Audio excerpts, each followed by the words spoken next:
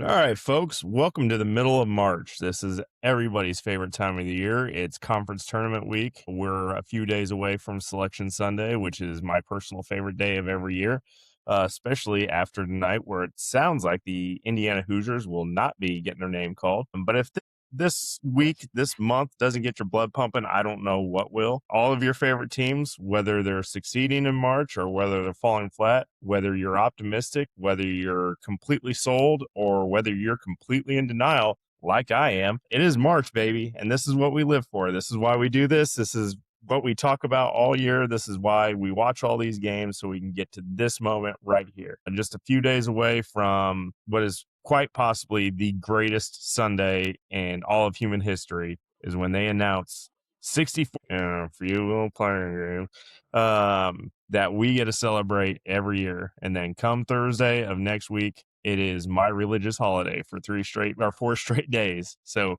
here we go, folks. Let's kick off March. Do you miss when they used to put the cameras of the teams on the bubbles and not just the teams that were for sure in? That was my favorite part. Watching those teams on the bubble, and then it gets like closer and closer to the end, and they're like announcing team 61 and 62, and they hadn't heard their names yet. Seth Greenberg was the king of being caught on camera and not making it at Virginia Tech.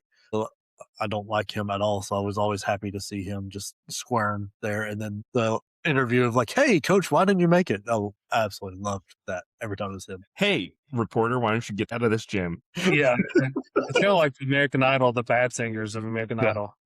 But no, like I love that.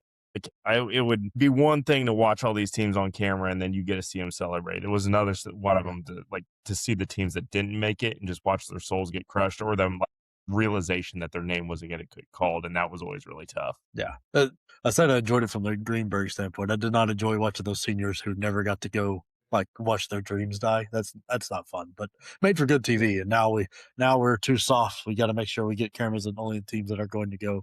So we see Duke half-heartedly clap, or Kentucky, or like this year Arizona and Michigan. They'll have cameras there so we can see them go.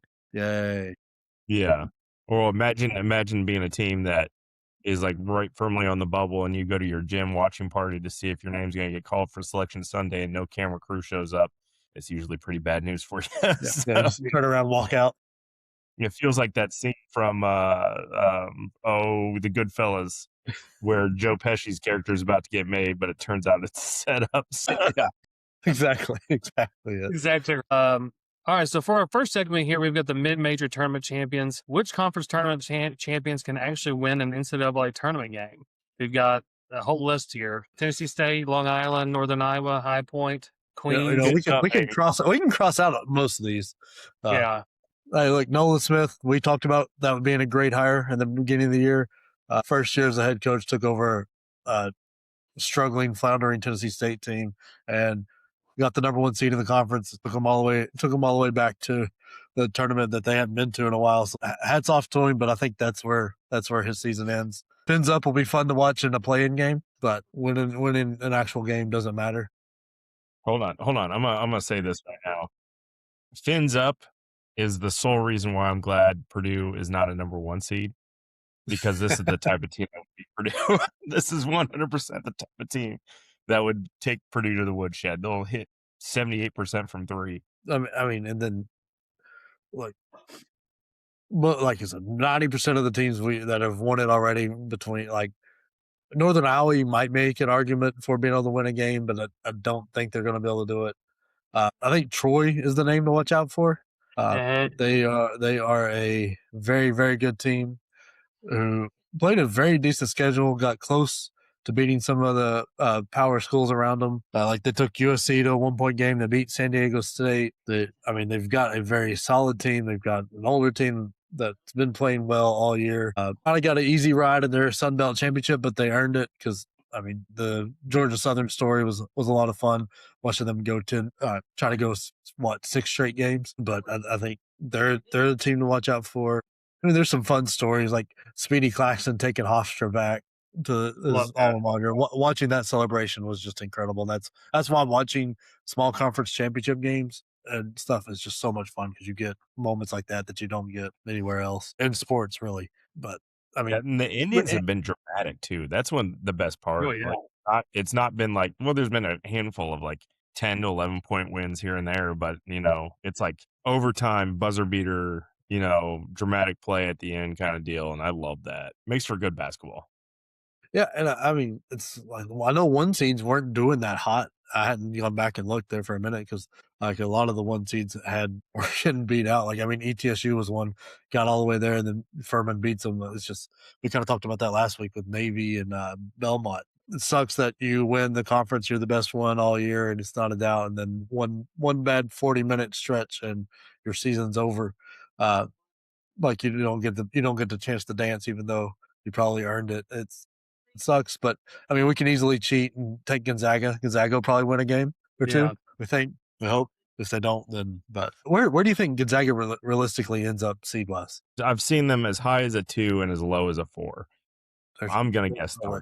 Yeah. There's no way. 2 would be I think it's mathematically impossible, I feel like. Yeah, that's why I'm just saying I've looked at probably 150 different bracketologies, and the highest I have seen them is the last 2. The lowest I have seen them is the third, fourth. I would say they're probably a 3. 3 is probably right. I don't think they deserve it. 3 is probably where they land. Maybe it's different if St. Mary's beats like that's what's fun is the shit.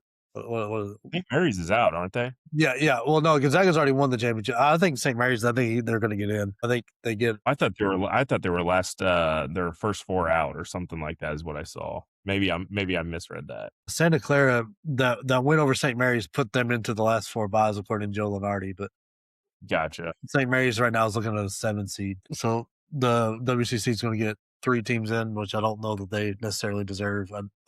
It feels like A beats B, B beats C, and C beats A, and then we count them all as good wins. They don't really beat anybody else outside that, but that's a story for a different day. Sorry, I was confused by this question. Which teams are auto bid victims? I don't know what that's trying to get at. Okay. Like, is there any bid thieves yet? And I don't think we have any real bid thieves yet. Well, I think there's a handful out there right now. Like that's possible. I think the Big East is is very likely to produce a bid thief, depending on your view of Seton Hall, because you probably have the shakiest 1 and 2 seeds of all the power conferences, and right. So depending on your view of Seton Hall, if you think they're in or out, I think there's a decent chance that they pull this off. St. John's and UConn can both disappear in times, and Villanova's not that great either. Done it multiple times this year. Yeah, I think the A10 is very likely to produce one too, because St. Louis is in. VCU is right on the edge, just barely in, who took St. Louis to, it came down to the last couple possessions. And then George Mason just beat St. Louis by 30 in the last game of the regular season. Dayton's playing well as too. Yeah. So anybody besides, once again, depending on your view of VCU, if they're in or out, anybody besides St. Louis that wins that is definitely a bid thief. And same kind of goes if you go out with the Mountain West, but Utah State wins it, you're looking at a spot being stolen. So there's a handful out there to kind of keep your eye on that could really change this bubble in a heartbeat. Yeah. And that's why Indiana, I don't think you're making it. You're getting beat by a very bad Northwestern team. I will say this about Northwestern. Like, I know Purdue squeaked by them, and I know they haven't had a good year and all that stuff, but Northwestern here lately has been playing fantastic. And I said it to you guys earlier. The most disappointing thing about this Northwestern team is I won't get to watch Nick Martinelli play anymore. I love watching that kid play. I hate it when he plays Purdue. My God, I hate it. But he was absolutely fantastic tonight. If it meant Purdue losing to Northwestern, I would love to see them go on a run and win the Big Ten tournament and just rob somebody of a bid. So, because that's a kid that I would like to see play in the tournament. I don't think the team is worthy of the tournament, but that's a kid I would like to see play. Yeah, I've been begging for him to get traded all year. If we could somehow work that out, like to Purdue. Anybody, anybody's going to the tournament, he deserves to play more. Than what Northwestern's going to give him. The ACC might produce one. You've got Duke, who has all but admitted they're not going to try to win it by holding Nagumba and Foster out. North Carolina's beat up. Virginia's not great. Louisville's not great. Miami, I don't know if they're in or not. Florida State's not in, but There's a lot of money. I've seen a lot of money come in on Florida State to win it, so that could easily produce one. I don't think you'll get a bid thief out of the Big Ten or SEC, or the Big 12, but there's a handful out there. I've seen Miami firmly in on a lot of things. Yeah, I mean, they're like I'm not firmly convinced, but we'll see. I think they are closer to the bubble than what everybody wants to realize. I think their last little bit has done well for them, but I don't think they did great in the non-conference. So I think they'll get picked apart easily. But we'll see how tight that bubble gets. Yeah, I mean, I think Indiana losing tonight helps bubble teams like this. I mean, I think Miami's done enough. Yeah. I mean, I'd like to see them in. They're a good team, but it's going to be interesting to see what happens with Indiana getting knocked out pretty much for sure now. It's going to be interesting to see who slides up to that spot. I still hear a lot of noise for Auburn, and I don't see why. I'm sick and tired of hearing about it. I am too. Like, I am tired of hearing about it. There's no way. Tennessee's probably going to do everything they can to help Auburn out, because that's what Tennessee does. Yeah. We support the Pearls no matter what. So the Pearls did do a lot for Tennessee. Yeah. So we're probably going to fall on that sword to give them one extra quadrant one win. I don't know if a team goes like just over 500 if they deserve to make the tournament. It just doesn't track. Well, and and people keep saying the strength of schedule makes up for it. I'm like, I've literally heard that said so many times, and it's like, that doesn't make any sense. It goes against everything that the tournament is. You could have the strongest schedule in the world. If you don't win the games that you play, it doesn't get you permission to participate in the greatest tournament in college basketball. And why do people love Auburn so much? It's not like they're this blue blood. Like, it's just getting on my nerves. I know Bruce is a loud voice, and but it's not like he's a huge impactful person. I don't know. I'd rather see New Mexico in there, or like I was hoping Cincinnati would pull it off. But they lost in overtime today, so I think that kind of kills them. There's a handful of other teams. So even in the SEC, I would like better than Auburn, but we'll see. We'll see what happens. Auburn probably brings some travel money, and that's why you're hearing that storm. Yeah. Which conferences protected their best team? I think you look at the Sun Belt, and they absolutely gave Troy everything they needed to get to the end with that very extended bracket that they had, where Troy had to win 2 games and caught Georgia Southern on like 6 straight days of playing. Yeah. That kind of stuff helps out a lot. Like, I mean, the WCC, they do theirs right. I do the very extended thing too. I think the OVC did pretty well with like letting Tennessee State go where they were, because they keep the junk out, not only allowing, I think there's 10 teams in the conference, they only allow 8 in, or there might be 11. Either way, there's only 8 in, so they keep some junk out. Those two conferences did pretty well with making sure their best teams had the best possible route to go in, which is just wild to see the turnaround. Like, Nolan Smith just walks into Tennessee State, and all of a sudden they're carrying that league. Right. Yeah, that's also Tennessee State's a fun atmosphere to play in, by the way, and that's a wild. Well, remember, everybody was all over UT Martin earlier for a couple of their bigger wins that they had, and then that just kind of faded away. I have a bunch of European players too. Yep. Hey, let's talk about real quick about the bracket pool that's coming up here with bench points. If you watch this show, listen to the show, or yell at your screen when we made bad takes, this is your chance to prove you actually know college basketball. The winner of the entire bracket pool is getting a WinWear trucker hat and t-shirt combo. But we're also giving out prizes throughout the tournament, so it's not just one all deal. WinWear is being very kind and working with us and being very supportive. The winner of each round gets a merch discount code, 10% for the first round, 20% for the second, 30% for Sweet 16, 40% for the Elite 8, and 50% off for the Final Four and championship rounds. So, and hey, listen, if we get more people, and the more people we get, the more chances there are to win. So we make sure you tell your friends about it. If we get over 100 people, I will personally buy one of the WinWear hockey sweaters and give that to whatever prize we want to give that out for. Yeah. But the hockey sweater, I will jump in on that too. If you check out WinWear and you see that hockey sweater, oof, it's sweet. It is sweet. I'll jump in on that as well. We'll give out some more stuff. The more brackets we get, the more chances we have for more things to give out. It's going to be a lot of fun. We'll put all the information in the description, and be sure to follow us on all the socials to be alerted to as soon as that bracket comes out. That bracket pool comes released and the instructions on how to enter. Yep, it's going to be awesome. All right, let's move on to our second segment here. I think this is a great question. Which conference tournament matters the most this week? Hell of a question. It's a bigger. I can tell you, I'm very curious for tomorrow with Miami of Ohio playing. And not again, I'm not saying that the MAC should have more than one bid, but if Miami of Ohio does not win this tournament, the MAC becomes a 2-bid league, and that feels on the surface not right. I don't think it's ever happened. Maybe that is bid thieving 101. Yeah, that's one I should have brought up when I was talking about that, because Akron is the team the supposedly the best team. If you look at all the metrics, Akron is the best team and should win that. They are better than every metric except for win-loss, the one that matters. Right. But they've also played some great teams. Yeah. Well, Miami of Ohio beat them. So, but like it wasn't an easy game, and Miami of Ohio has been playing very tight games with teams they shouldn't be. So I don't know. I think that is one definitely to keep your eye on. I'm interested, but I'm going to kind of cheat a little bit in two, the Big 12 and the SEC for the last one seed. Like I think it is down to Houston and Florida. I think it's in Florida's hands, solidly in Florida's hands. But if they lose out early and Houston wins the Big 12, I think you start switching that a little bit. But there's also all sorts of other stories coming around in those conferences too, with Auburn, UCF, where they're going to end up.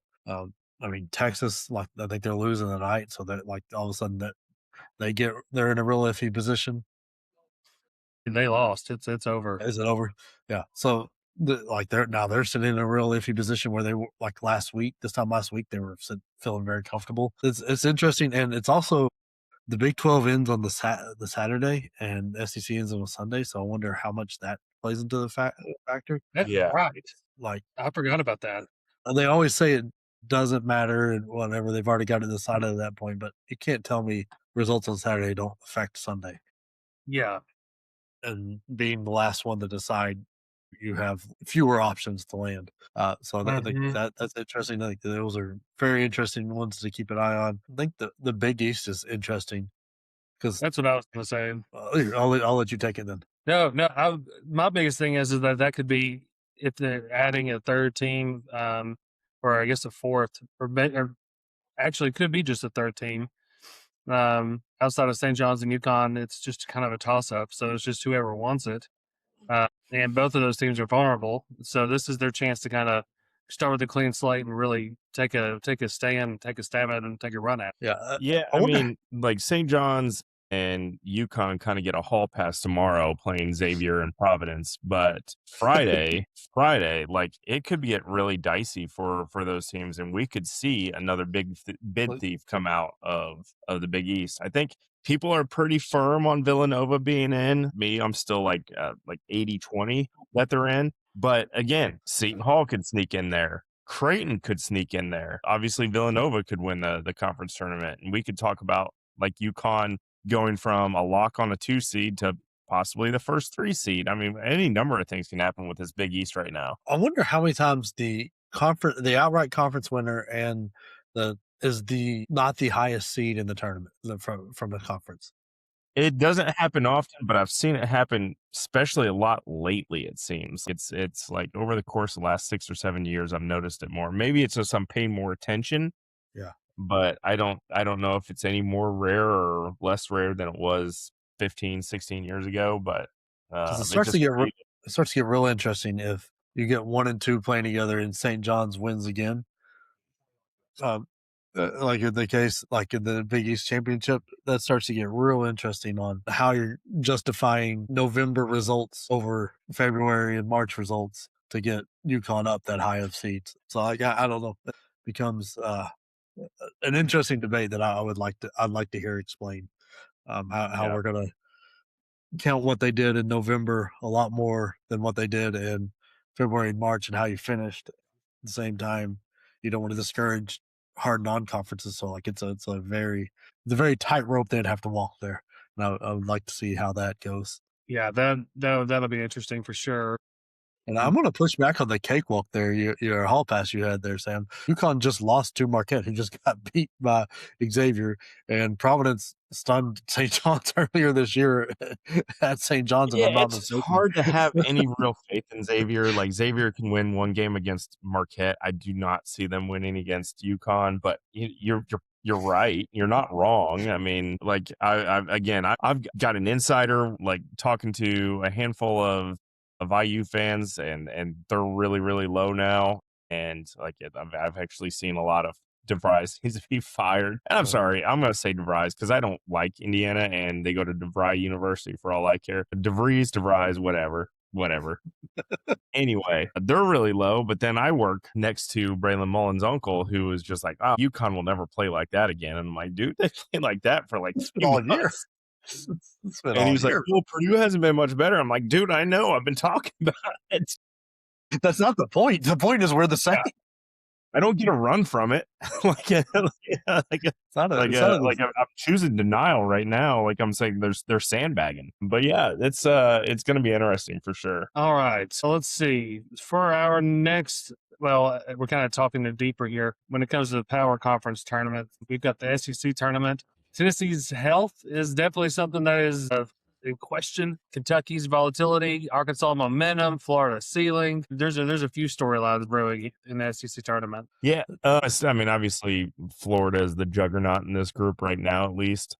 And what is your guys' latest information on Ament? How is he doing? He practiced today in full practice, so that's positive. My gut feeling thinks that he's going to go. Yeah, I think so too, because I think after losing to Vandy, we have a little bit more that we need. So I think he's going to go. It's not great because I've got a bad feeling there. But and I mean, Tennessee's chances to win this thing are slim to none anyway, because you have to go through Florida because life hates me. Yeah. Well, don't worry. You'll play Kentucky at some point, have a 16-point lead, and then Kentucky would have to beat Florida. The way we'd beat that is in the semifinals. ... Yeah, that would be something. But I mean, we're on the side of the bracket with every team that beat us, that was ahead of us. So it's lovely. We're there with Missouri and Vandy and Florida and Kentucky, where the teams we beat are on the other side with like Georgia, Texas A&M, Alabama, and Arkansas. Like, we didn't beat Arkansas. So that loss hurt us against Vandy, hurt us tremendously for our chances in the SEC and the NCAA. But that is what it is. But I think it is interesting that Missouri is over there, like, because Kentucky beat LSU today. Because some of Missouri's key wins are at Kentucky, and then they beat Florida, and that's who they're over there with. So I love Dennis Gates as a coach. Like, I think he is primed for a big. If Missouri's not going to pay him, he's primed to take one of the big jobs that come open. If one of the big ones came open, he's very, very good. He's got a very solid team, and when they get hot, they're very tough to stop. And they're on the side of the bracket that seems to fit them. So it's going to be. You know who he reminds me of? Who's that? And you guys were just babies back in this day, but back in the 90s, there was this gentleman named Ross Perot who would constantly run against Democrats and Republicans, and he just had a shit ton of money and lived to piss people off. That right there, that's your comparison. You're just like, you know what? I'm just going to disrupt this stuff. He was the Ross Perot of college basketball, and I love it. I'm here for it. Love that dude, by the way. Yeah. And I'm curious what your all's take on what Cal's going to do with Arkansas, or with ACUF, not with Arkansas, because he held him out that last game against Missouri, which was big time, and they ended up winning. Like, they got the double bye. Like, do we see ACUF in the SEC, or is he shut down till Thursday or Friday? Here is my personal opinion. You play him 20 minutes. You minute cap him. You get him warm, and that's about it. I am a big believer that if your ticket is punched and your seeding is not going to change one or two positions based on what you do in the tournament, then I say get your starters as much rest as possible. Now, some teams need it from a momentum standpoint, like especially if they're playing bad.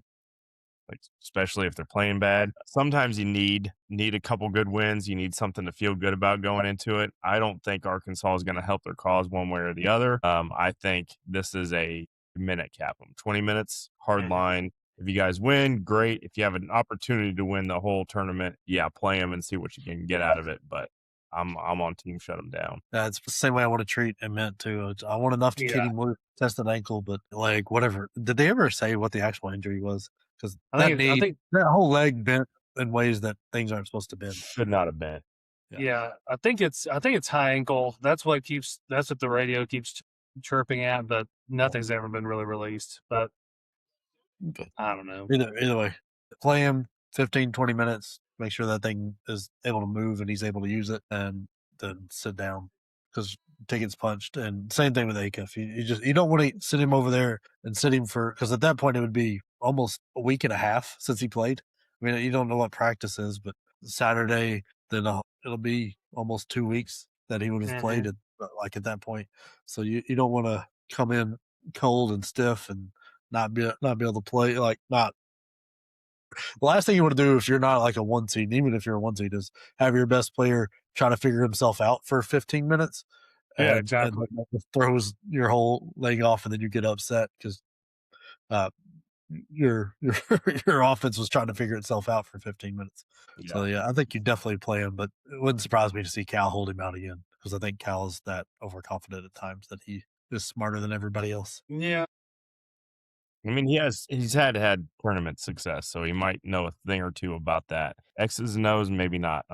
I think we've had that debate a million times. We pissed off enough people with it. But he has had tournament success, so he might just maybe know what he's doing there. I don't give him credit for it. I could have coached the team that he won the championship with. I could have taken them to the Final Four easily. I mean, probably. I bet if I could have put Carson with a handful of monster trucks on the sideline with that team, and they would have figured it out. But don't worry, he gets credit for that. The UMass one doesn't count anymore, and Memphis too. Yeah. No joke there. But what about? Let's see. I guess we can go ahead and predict an SEC tournament champion. You want to do that for fun? I think. I'm gonna say Florida. Florida's to lose. I think Florida wins it because they need the win to lock in the number one. Yeah, that's the only way they're going to feel safe for it. I think they have the most to play for right now. Yeah, I'm going to say it's Florida, but don't be surprised if you see somebody like Kentucky figure it out, or don't say that out loud, Jake. Or Alabama. Can we mute? I could. Kentucky played Florida tight that last game. Sometimes sitting too many games, sitting too many days, come out a little slow and groggy. So I don't know. Maybe Kentucky, by playing that extra couple games, will catch a little steam. But I mean, they did struggle with LSU, so I don't know how confident I feel in that pick either. What about the Big Ten? What big storylines do we have there? I mean, other than Purdue's lack of defense, Michigan's depth, Wisconsin's momentum. Yeah, I'm just gonna say it right now. Purdue has been sandbagging for the last 2 months. They're the odds-on favorite to win this Big Ten tournament. I don't know what you guys are like. Why we're even talking about it. In case you guys haven't realized, I've tried the optimism route. I've tried the we'll wait and see route. I've tried the anger route. I've tried the I'm giving up route. Now I'm gonna go denial. I'm just gonna say Purdue's fine. They're fine. So what? Their defense is Swiss cheese. They're fine. No, I think the storyline here is, I think my Cinderella in this tournament is Northwestern, because I've loved watching them play, and that would mean that they would have to beat Purdue. So they're a very, very dark horse in this one. I think Purdue needs to win a couple games to lock in a 3. I think they've kind of solidified themselves as a 4, and I think worst case scenario a 5 in the tournament. As far as like your top 4, your Michigan State, Nebraska, Illinois, and there's 4 fun teams. I think Nebraska's moving backwards out of that group, whereas Illinois has kind of been stagnant. Michigan State's been hot, and Michigan's obviously been Michigan. I will tell you, between the top 4 and then obviously Purdue, I wouldn't be surprised if any of those 5 teams will win. Actually, if Purdue won, I'd be shocked. But don't let my denial fool you. But out of the top 4, I wouldn't be surprised if any of them win. I've heard some comments in some interviews by some Michigan players that they have nothing left to prove in the Big Ten, so I wouldn't be surprised to see a shutter down kind of moment from the Michigan Wolverines. We'll just see what happens. Again, if I had to, you gave me the craziest odds, and I had $25 that I didn't care if it disappeared tomorrow. I'd put it on Northwestern and just let it ride. From predicting a champion, I think UCLA is very interesting. I think they're playing some of their best basketball right now of the year. They've got a coach that knows how to win in tournament time if they can get his message to his players and not just complain about them. Like their route, because Rutgers or Minnesota shouldn't bother them. And I think of the top 4 teams, I think Michigan State is the most gettable. Well, probably behind Nebraska. Nebraska's the most gettable, and then Michigan State. So I think they sit with a pretty good path. As I think about this, I'm a little worried for Michigan. Like their big guys, like their front line is who their front line is, and they've not really had too many questions asked of it all year. A couple times they did absolutely trounce Gonzaga, who had a decent front line. Then they got beat by Duke in a tight game, but the guards are just so weak. And then you took one away that was one of their better playmakers. I want to see what that rotation does a little bit more without Casey going. I want because they've not been shooting well all year. The last game out, they shot very well off the bench. Absolutely took apart the team. But I'm interested to see there, and I'm very curious to see what Painter or whoever runs the defense for Painter has come up with, because it's not been great over the last few weeks, and you've got like essentially a basketball version of a bye week to figure it out. You've been able to scout who you're going to play. So yeah, no, Carson's been calling defense for Purdue. My 2-year-old son. It is a very much break but don't bend defense. Like I said, I'm pretty sure the 3 of us could go out there and shoot 33% from 3 against this Purdue basketball team. So it is Lusk. Lusk has been with the program for a minute. I have to assume, based on his defensive responsibilities and how these things have gone this year, that they might be reassessing his employment status or maybe his role. Again, Matt Painter is just such a rigid coach and like program kind of director for that basketball team that I don't it's hard to say. Yeah. I'm interested to see what happens there. And like Michigan State, I'm to the point where I'm rooting against them at all possible things right now. Well, I think they play with so much heart, though. That's the thing.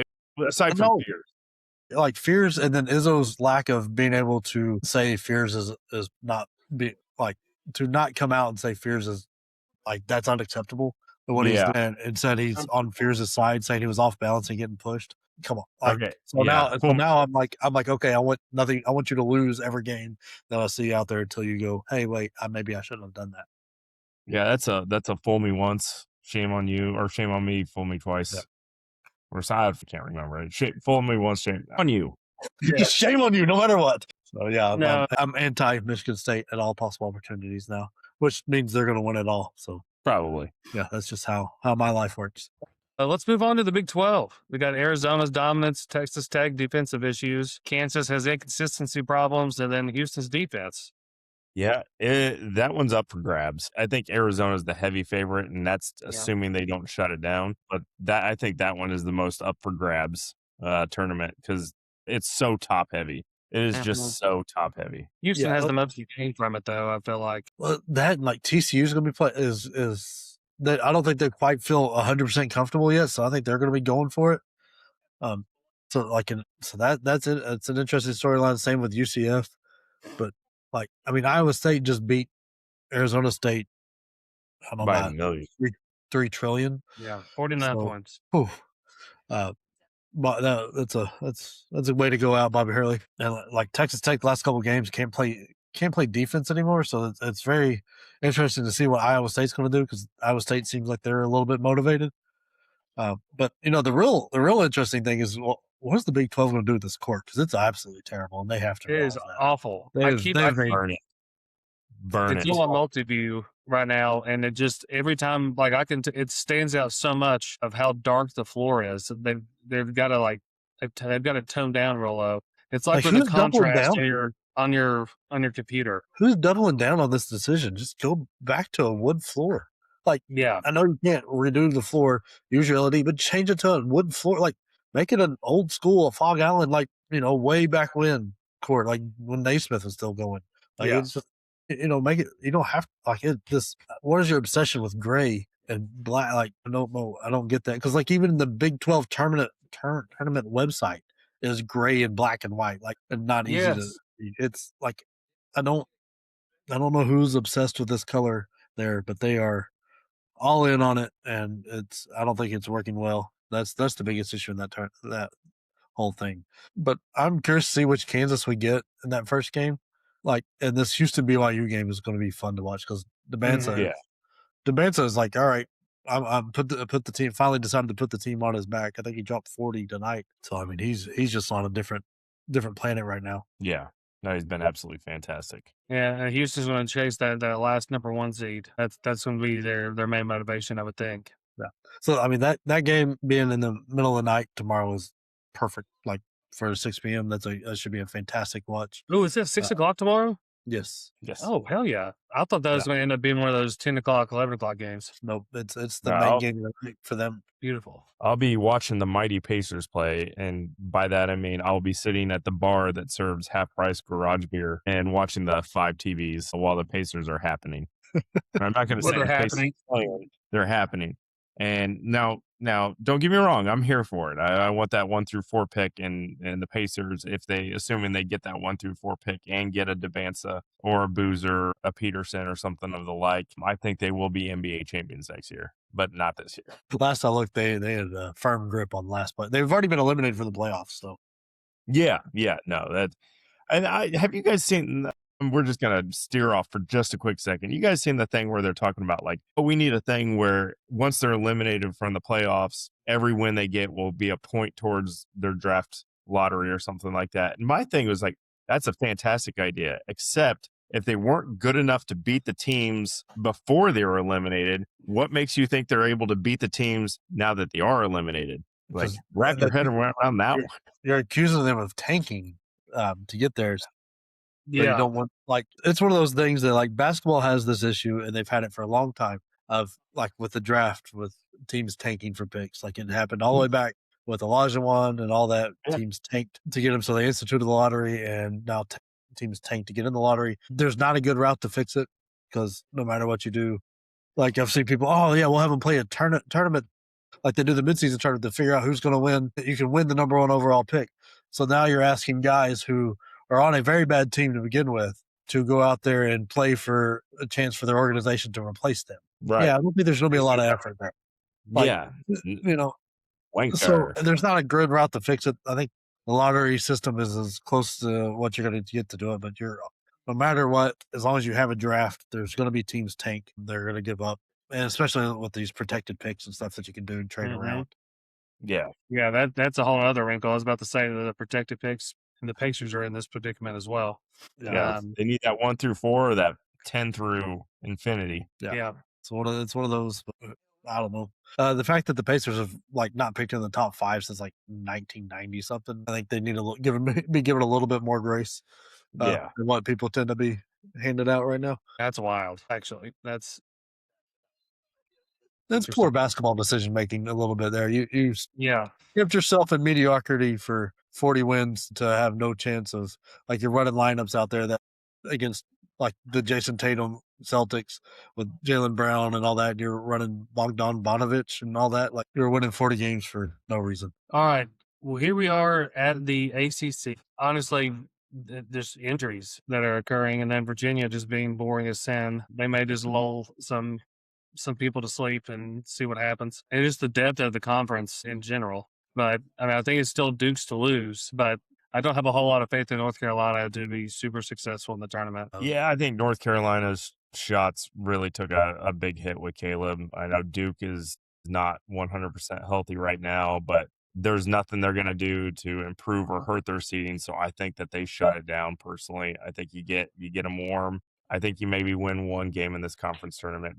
They could win it blindfolded, in my opinion. But with these injuries, I would say focus on getting healthy. Virginia, my God, they were carrying a whole bunch of momentum going into Duke, and then just got slapped in the mouth. So they might be looking to build some steam going into the tournament. But I don't know. It's kind of up in the air to me. Like it's a tournament that doesn't matter a whole lot because a lot of the teams are pretty well locked, but I mean, I don't see any thieves coming out of this. So it really just depends on how you feel about winning your conference tournament. If Duke really wanted to show out, I think they could win it blindfolded, but It's really, I don't know. The thing is, there's 0 to gain for Duke. No, there's nothing. Even if you didn't get the number 1 overall seed, your regions are Midwest, West, South, and East. Florida or Houston's going to want South. Arizona's going to want West, and Michigan's going to want the Midwest. So, like, you're going to be in the East no matter what. You've got a 1 seed locked. There's no way you losing this one game is not going to knock you out of 1 seed. So, like, your region set, you know where you're going to be playing. Like, does the number 1 overall seed mean anything? No. Like, you're not. It's not like you're battling North Carolina or somebody else on the East for that East region. So, like, everything there is pretty much locked. So, I don't think Duke tries that hard. I think we see some minute caps and stuff to make sure everybody's like. I don't think they're going to throw the game. I think we see a little more Devin Harris and maybe some Cameron Sheffield and things that we weren't seeing throughout the year, which I think opens up for Florida State to win that game. And that could be your big thief coming through, because that side of the bracket is the injured side of the bracket, because North Carolina and Duke are on that side. So neither of those teams are playing at full strength. I think it could open up for Florida State there, but I don't know. We had some fun finishes already with this one. Pittsburgh winning at the buzzer, the tip in at the buzzer. That was fun. They get a chance at NC State. Did that game already happen, or has it not happened yet? But either way, there's some fun things to watch in this tournament, but it's also like there's no steam to it, because it's so obvious that Duke's the best team and Duke's not trying for it. They're beat up. So it's like who really cares what's happening here? You got teams fighting for their lives. I mean, Miami feels like they're in, maybe not, but it feels like they're in. And Virginia's in, Louisville's in, North Carolina's in. But like somebody's going to have to go through a bit of a gauntlet that they couldn't manage during the year. So maybe NC State's one to look at, but I don't know. There's not a lot of fun in this one.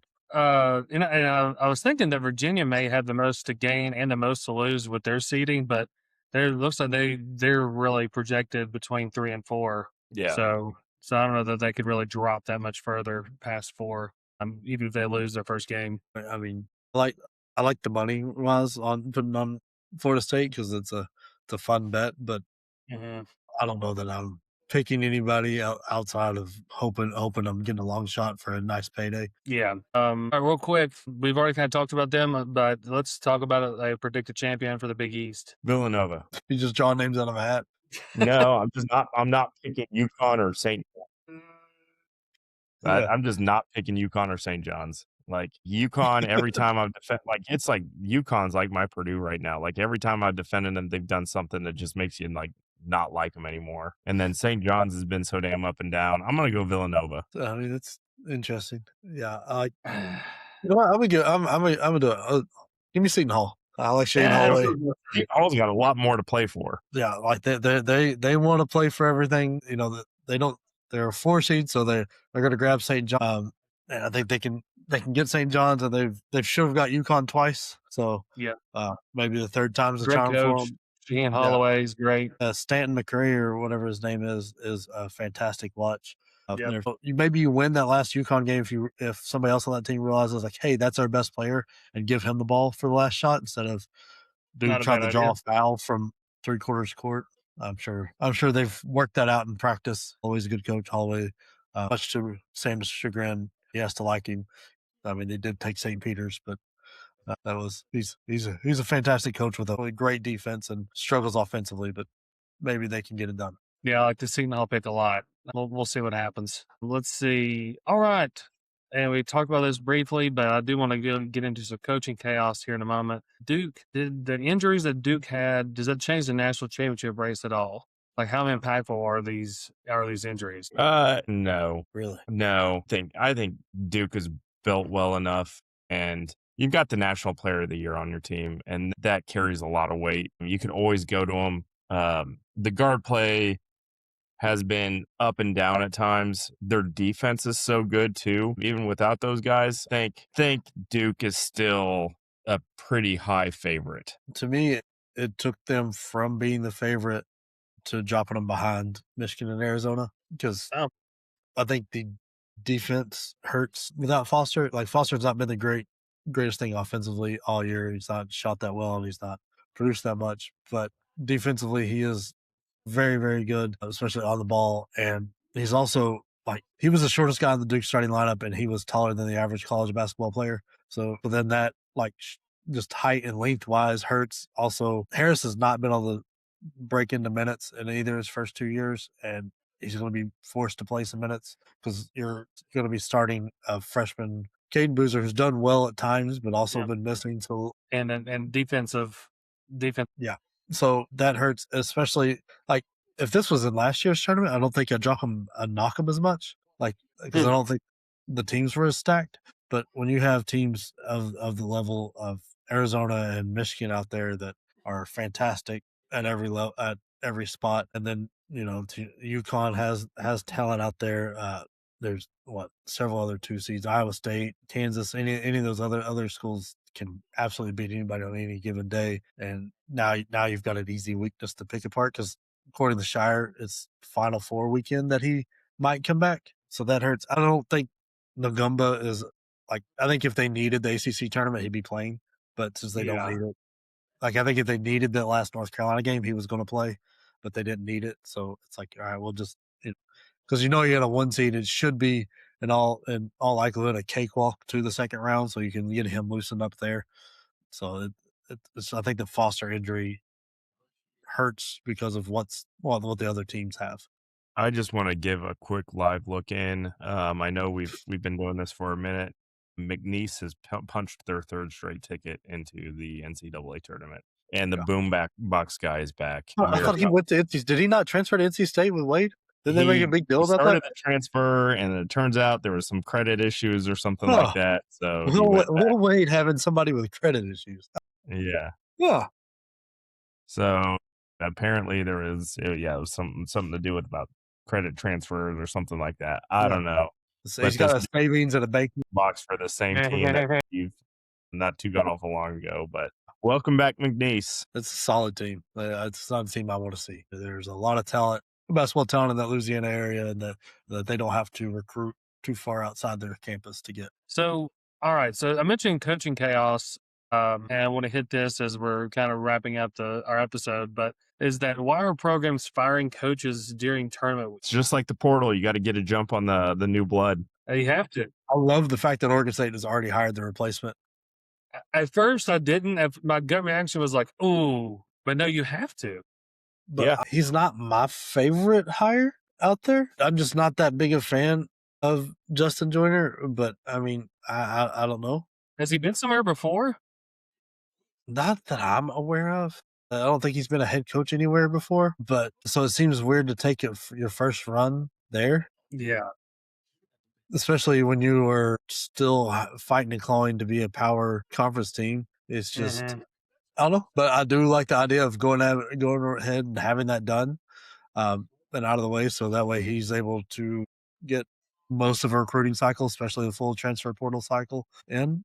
So maybe that's worth it. I did think that was super interesting. I think Syracuse was just waiting for their season to be over, and the Hurley news just broke.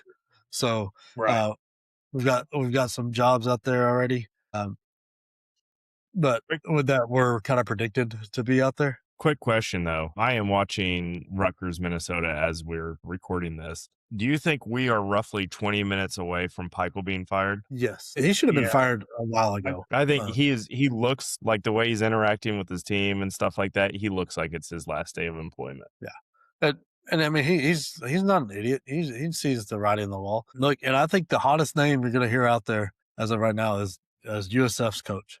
Hodgson. He is itching to get to that Power 5 stuff. He's got USF. That is a team I do not want to see in the tournament whatsoever. I think they have Power 5, Power 4, whatever you want to call it, athleticism. But he is a great coach. They play a fun style of basketball. I think he's going to be itching and dying to get up to play with the big boys. So it wouldn't surprise me to see him at top of Arizona State and Syracuse list and whoever else comes open, but they can't talk to him till his run's over. And it wouldn't shock me to see him see the second weekend. Yeah. I mean, you mentioned Bobby Hurley, him getting canned. He got kicked in the ass on the way out. But, and then him and Hurley and his brother both got ejected in the same night, or got technicals in the same night. I thought that was quite fitting for their namesake. Which job is better right now, Syracuse, Oregon State, or Arizona State? Syracuse. Really? Yeah, I think so too. Yeah, I thought I think there's just more to build off of. They just got a new AD. They need some new blood. So I think a fresh start for them. This is a good time to get on with them. Yeah, I'm on the Syracuse train 100% of the way. I think they'll get into flux of money too, so I wouldn't be surprised to see some movement in that program. I kind of think Arizona State is a little bit better of a gig. I think the Big 12 will make you a little bit more money than the ACC. I think your chances of coming out of there are better because even when Boeheim was there, it's not like he was dripping in success all the No. time. Like in that Carrier Dome or whatever the heck it's named now is Yes. a terrible home court advantage. It's useless. You get no crowd pulse from it because it's so big.